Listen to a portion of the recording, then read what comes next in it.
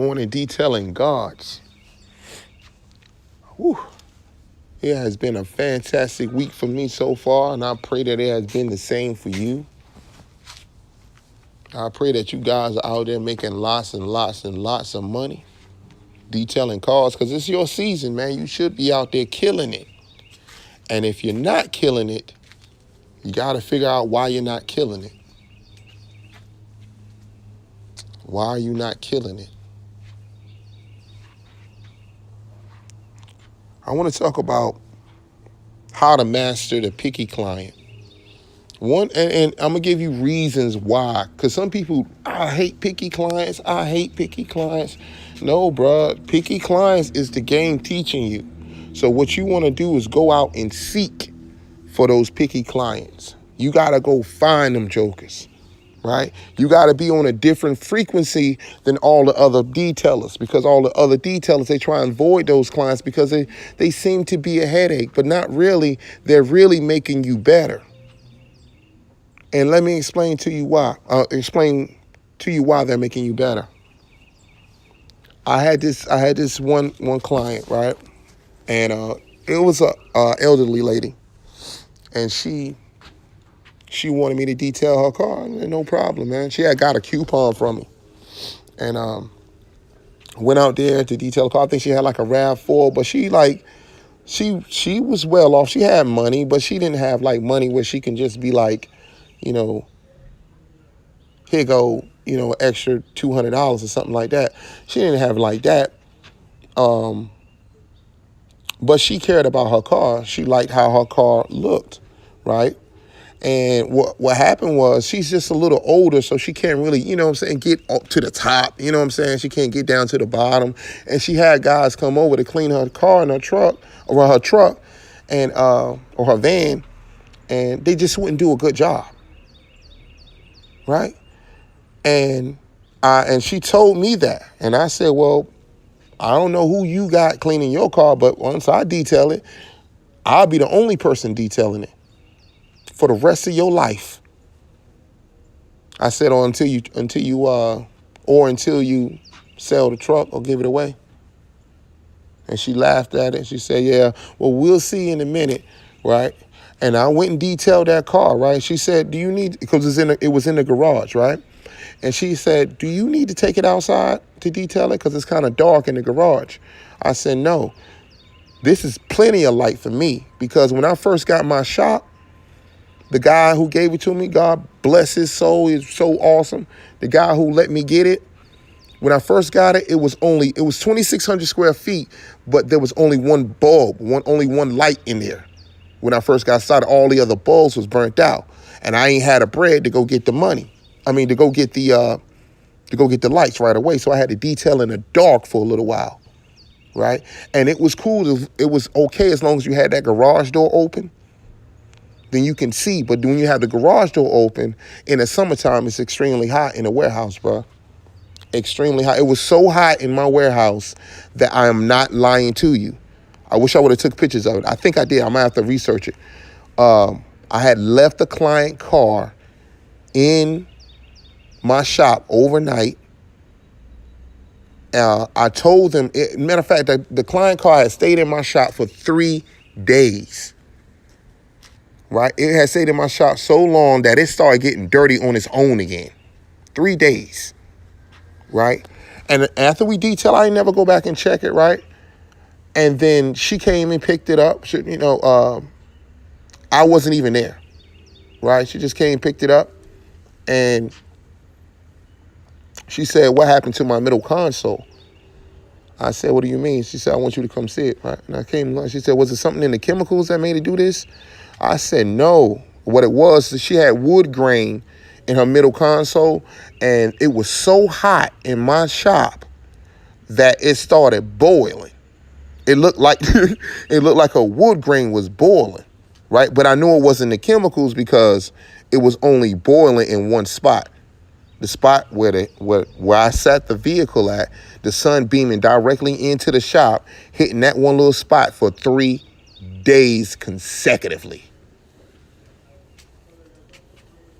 It's okay, the insurance took care of it. It wasn't my fault, it was her fault. Shouldn't have left it here for 3 days. right? Or I shouldn't. I should at least checked it. It was my fault. I should at least checked it, right? But back to the point. Back to the lady. The reason why I brought up the whole light issue is because I had practiced the art of, like, I didn't even know I was doing it, but the art of detailing in the dark. And there are situations where you out there detailing so long during the day that the night catches you, and you got to be able to detail in the dark, right? So the little lights that we had invested in a lot of little like flashlights and different things like that. The headlamp, so we can see everything that we're doing. But even with that, you have to have a certain like detailer's eye is what we call it. You got to have a detailer's eye where you can see things. So me working in her garage detailing a car, it was plenty of light for me because I was used to much less light.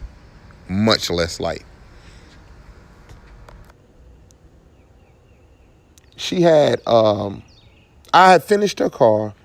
She said, "Thank you so much," right? "Thank you so much." Now she checked everywhere. She couldn't find anything. And it wasn't because I was a great detailer. It was just that I done ran across 10 picky people way before her. Like, she was no challenge whatsoever. I had ran across this one lady. I'll tell you, she had a sky blue Benz. Not a sky blue Benz. It was all white Benz. Older black lady. Love her like my grandma, right? And she, I cleaned that joint from top to bottom, bruh. From top to bottom. And she still found dirt on it. And what she did that day, this is what she did. She looked at the car up and down, and I'm sitting back proud. I got my hands crossed. I got my head bowed. I'm like, I'm the champion of detailing, bro. I'm the detailing beast. She said, come here. I need to show you something, right? I said, what? You need to show me something now. What you need to have during this time is like, at least have your spray bottle in your hand, some sanitizer, right? And a microfiber towel so you can wipe off whatever she's saying. One thing that's like, you need to have a chemical. You need to have a chemical that's like all purpose. I can use it on the glass. I can use it on the mirrors. I can use it on the dashboard. I can use it on the seat, whatever she finds, right? So that's what I have in my hand. Some all-purpose waterless wash, okay? Because my waterless wash you can use on the inside and the outside and the engine and the tailpipes, everything. And so anyway, what she did, she got inside of the car and she said the back of the mirror, the rear view mirror, that was dirty. And I said, that was a good one. I laughed. I said, no problem, man. I'll be happy. Let me get in there, right? And so I did it with a smile, and she laughed at me, right? And then she got out of the car, kept looking up and down. I finished that up. It took me 2 seconds, right? I was like, I'm going to definitely put this to my arsenal. Now, some people think during this time that, oh, she just being picky. There ain't no dirt behind it. It was dirty. It was dirty. And you said you cleaned the car, cleaned behind the mirror. It was dirty, right? And so I cleaned it, and I was like, oh man, that she got me on that. It was weird because I had been through so many picky people that I never ran across her. And so she checked me. I was like, ooh, this is gonna be good for my next customer, next person I get. She ain't gonna find nothing. So anyway, she saw looking around. She went to the rear view mirror on the outside. And you know how the mirror, the automatic ones, they turn on their own. And so you can kind of look behind there. And it was dirt behind there, B. It was dirt behind there. She said, behind there, can you clean that behind there? I said, absolutely, ma'am. Give me a second. And I looked, I was like, dang, my fingers can't get back there. So I had to create something in order to get back there to clean it and it not like damage the actual mirror, So I just got me a Q-tip, put my sanitizer on there, and I started cleaning that bad boy, and she was over there loving it, bruh. She was loving it. She was loving it. Anyway, finished that up, and I'm good to go, right? Now, she paid me what I wanted to have. what I asked for. She paid me exactly what I asked for. Took me an extra, let's say 5-6 minutes to deal with her, but it helped me for the next client. Now, the next client, I thought that she was the worst, but she wasn't the worst. There was another guy coming behind her, right? Like maybe about a month later on down the road, I run across this guy. He has a Mazda 6, right? And this joint is firecracker, bro. And I detailed it the same way I detailed old girl car. Now, I got behind the mirrors and all that stuff. This the same way I did it, the way I did it. But he, again, came out. He looked at the car up and down. I'm proud of myself. Same scenario.